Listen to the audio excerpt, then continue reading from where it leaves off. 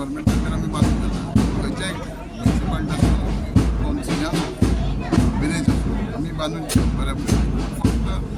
कितें आमची प्रॉपर्टी ज्यो आहा ती सारकी डॉक्युमेंटेशन लागता ते परत परत सर प्रॉब्लेम कितें येता सर की मार्केटचो प्रॉब्लेम असल्यामुळे स्थानिक आमदाराक किंवा स्थानिक जे नेते असतात पळय तांकां ब्लेम केले वयता सो जाता कशें ते न जावचें म्हणून बेगिना पळय आमचो सरकार जो आहा तो पयलीं रिप्रेझेंटेटीव पब्लीक ताका पयलीं उद्देश करता आमी फक्त